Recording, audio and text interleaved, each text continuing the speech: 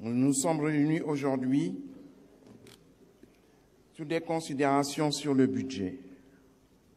Mais avant de conceptualiser sur cette considération-là, je voudrais qu'on contextualise, qu'on parle de l'atmosphère dans laquelle nos débats se tiennent, surtout au niveau de la Commission des finances. On a eu un brin de ça ce matin, ici au niveau de la plénière. Au niveau de la Commission des finances, il y a des choses inacceptables qui sont passées. On a connu cela ce matin. Et quand je vois ce que regorge la Commission des finances, de compétences, de talents, de gens d'expérience sur le terrain, am na leneen lu nga xam ni waroon nañu itteel que ñu taxaw fii di sagante. Et moi, j'apprends beaucoup dans les commissions des finances. J'apprends beaucoup de gens qui ne sont pas du même bord politique. J'apprends beaucoup de Cheikh Seck, j'apprends beaucoup de Ibelo Alelo, j'apprends beaucoup de Pape Sagna, qui ont une expérience sur le terrain. Beaucoup de Cheikh Bamba Dièye, beaucoup de Mamadou Lamine Diallo.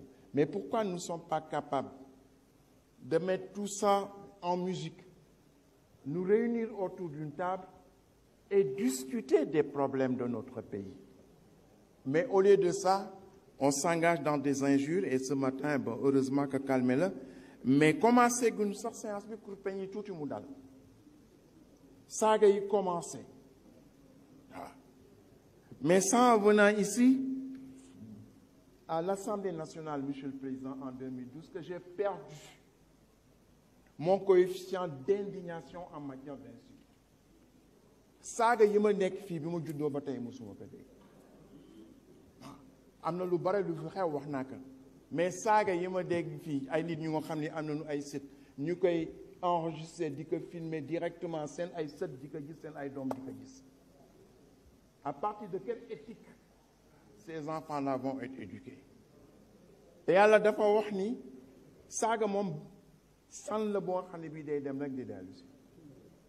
yàlla dafa wax ni laa tasbu illa allazina yad'una min dunillahi ñi nga xam ni gëmunu ma bu leen saaga ndax su ngeen leen saaga ñu foyu te suñu foyoo man la ñuy saaga waaye suñ ma saaga saagawuma yéen ñi leen saaga yéen a ma saaga fii ku ñu saaga kilifaam rek yi du ñi ñeeka saaga yow mi nga xam ni yaa fekk ko nga xam ni ki defu la dara dañ nga saaga ko. Donc je voudrais inviter l'ensemble des camarades qui sont ici de nous pencher sur l'essentiel. Et l'essentiel, c'est de faire, à l'instar de Maradona.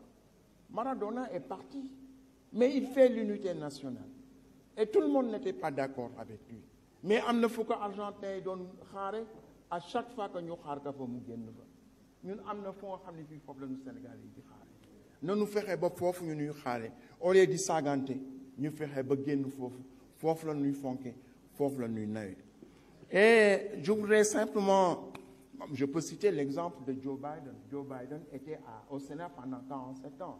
Il avait pu établir une passerelle entre les démocrates et les républicains. À chaque fois qu'il y avait conflit, c'est lui qui venait pour les régler. La même chose pour Angela Merkel. Angela Merkel dirige ce pays, l'Allemagne, un grand pays depuis 15 ans. Et à chaque fois, elle a mis en place un gouvernement d'union nationale, où il y a à la fois les conservateurs et les socialistes, les sociodémocrates, en leur disant, nous sommes réunis, nous sommes. Mais pourquoi ici, dans cette Assemblée nationale, nous ne pouvons pas faire la même chose?